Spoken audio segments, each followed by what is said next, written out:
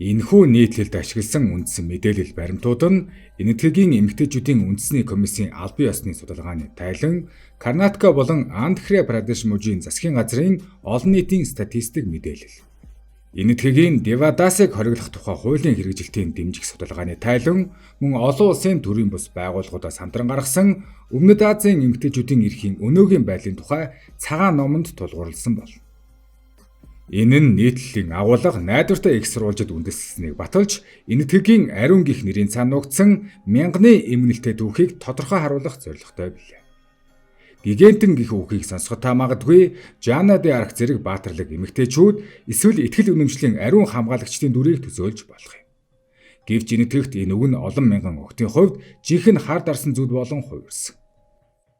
7-оос 12 настай охидыг гэр бүл нь сүмд өргөж, өдрийн цагаар тэдэнд гоёмсог сайрын өмсгөн, мөргөлчдийг өмнө нь өвдөглүүлдэгч, шөнийн цагаар лам нарын гарт бэлгийн мүлжилгийн золиос болгодог байна.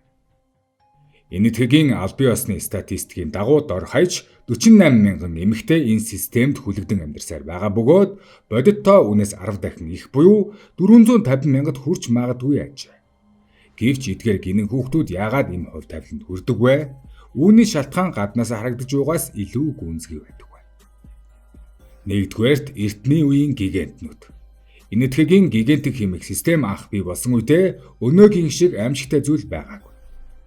Манай эртний 3 дугаар зуунд эдгээр сүмд өргөгдсөн гигантын охтуудыг бурхны эхнэрүүд гэж нэрлэдэг байсан бөгөөд энэ нь язгууртан гаралтай охидын дунд нэр хүндтэй мэрэгжилд тооцогддог байжээ.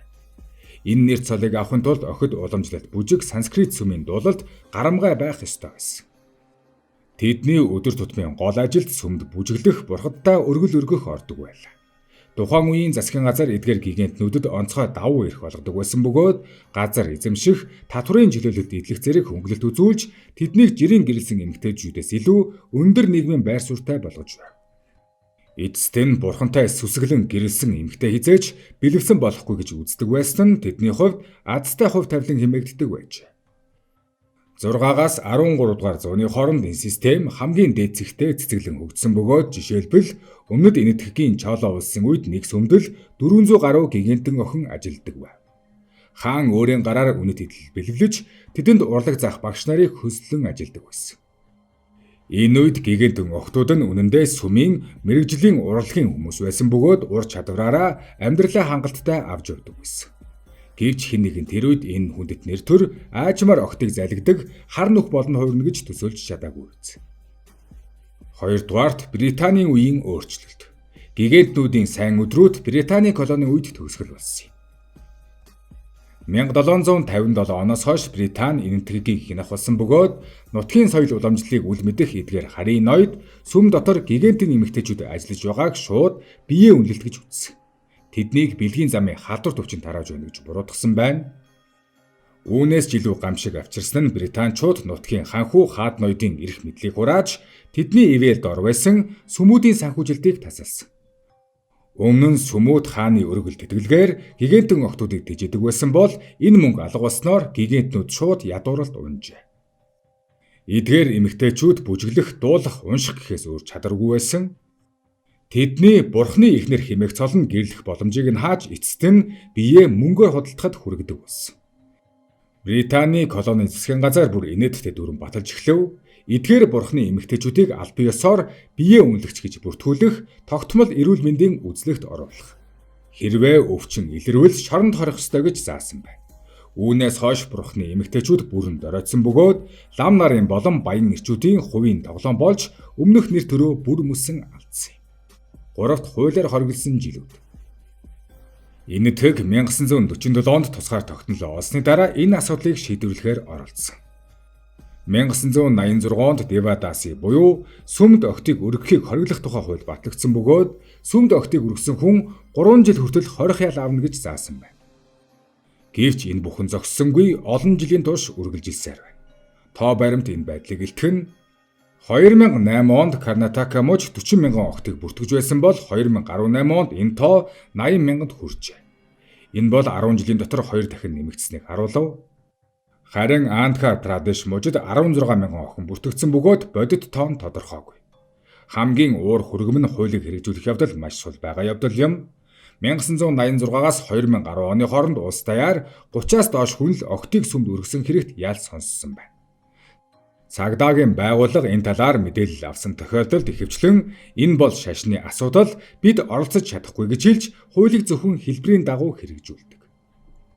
Энгийнээр хэлбэл хуулиар зохицуулалт байхгүй байгаа юм биш, харин хэрэгжилт маш сул байгаа хэрэг. Мөн зарим газар охтыг бурханд өргөх нь аюулгүй байдлыг нь баталгаажуулна гэж итгэдэг бөгөөд мөн зарим ядуу гэр бүлүүдийн хувьд сонголт байдаггүй. Зарим гэр бүл өдөрт ердөө 50 рупи олдог тул хэдэн мянган рупи авахын тулд охтоо сүмд өгөх нь гэр бүлийг амьд байлгах ганц арга нь болдог. Иймээс тэд энэхүү зовлон хүлээн зөвшөөрөхөөс өөр аргагүй болдог аж.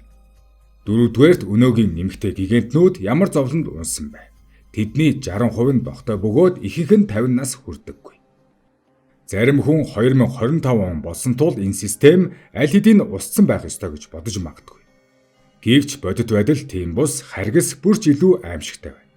Олон улсын төрийн бүс байгууллагын саяхны судалгаагаар зөвхөн энэтхэгийн өмнөд хилийн бүсэд 250 мянган ийм охид байдаг бөгөөд үүнээс 4200 зөвхөн Андхра Прадешт амьдарч байна. Эдгээр эмэгтэйчүүдийн ихэнх нь там мэд амьдралыг туулж байна. Биеийг нь үнэлүүлдэг эдгээр охид үйлчлүүлэгчээ сонгох эрхгүй бөгөөд хамгаалах арга хэмжээ авахыг шаарддаггүй. Үүний улмаас дохын халдвар маш өндөр байна. Андхра Прадешийн эрүүл мэндийн газараас олж мэдэхэд эдгээр охидын 60% нь дохтой, мөн олон нь бэлгийн замын халдварт өвчнүүдэд өртсөн байна. Харин хөгшрөх нас нь ч бүр эмгэнэлтэй. Махараштра мужийн судалгаагаар өндөр настай сүмийн охидын 85% нь хүүхэдгүй эсвэл хүүхэдтэйгээ харилцаагаа алдсан. 70% нь хог цуглуулж амьдарч байна. Зөвхөн цөөн хитэн хүн төрийн асрамжийн газарт очиж амьдарч чаддаг бол ихэнх нь сүмийн булан эсвэл ядуусын хороололд ганцаараа нас бардаг. Зарим нь оргод зүхтэж чадсан ч урт зам туулдаг. Гисэн хэдий ч багч гэсэн сайн мэдээ бий. Зарим мужид зарим сүмүүд устдаснаар эдгээр охтыг сүмд өргөхөө болсон байна. Олон төрлийн бус байгууллагууд эдгээр эмэгтэйчүүдэд оёдл хийх компьютер ашиглан сургалт зохион байгуулжээ. Энэхүү курсыг дуусгасны дараа 27 настай Прия хэлэхдээ энэ бол анх удаа би өөрийн ирээдүгөө сонгож чадах мэт санагдаж байна гэж. Гэвч энэ муу ёсыг устгах нь үнэхээр хүндхэн ажил юм. Эхлээд ядуу гэр бүлүүд хангалттай хоолтой байх нөхцөлийг бүрдүүлэх хэрэгтэй. Ингэснээр охтоо зарах шаардлагагүй болно. Охиноо өргөвөл Азер нэгсэн мунхаг итгэлийг арилгах хэрэгтэй. Мөн кастрын ялгарлыг устгаж, далид охид сургууль ажлын боломжтой болохыг баталгаажуулах шаардлагатай. Эдгээрийг бүрэн хэрэгжүүлсэн цагт л гигантын охтын хар дарсан зүуд үнэхээр дуусна. Гэвч зам холорогцсаар байна. Ариун гигантын гих нэрийг дахин охтын тор болгож болохгүй. Өмнө нь урлагийн хамгаалагчид байсан хүмүүс өнөөдөр ламын биеийн үнэлэгч болж хувирсан энэхүү мянганы туршийн энэтхэгийн систем олон охтын цус нулимсыг нуужээ. Тэд энгийн хүүхдүүдийн адил сургуульд явж тоглож болох байсан ч ариун гих нэрийн дор сүмд хүлэгдсэн тул амьдрал нь итгэл найдваргүйгээр төгсдөг. Энэтхэгийн засгийн газар охтод ур чадвар заах, хор хөнөөлтэй нийгмийн үзэгдлүүдийг сурах бичигт оруулах зэрэг одоогийн орлогууд нь багч гэлээ сайн эхлэл юм. Гэвч жинхэнэ өөрчлөлт нь бүгдийг хамарсан нэгдсэн хүчин чармаалтыг шаардна. Олон ч төрийн бус байгууллагууд болон эмэгтэйчүүдийг хамгаалах байгууллагууд үүнтэй тэмцэн ажиллаж байгаа ч олон зуун жил үргэлжилсэн энэ заншил ам бүх оршсон хэвээр байна.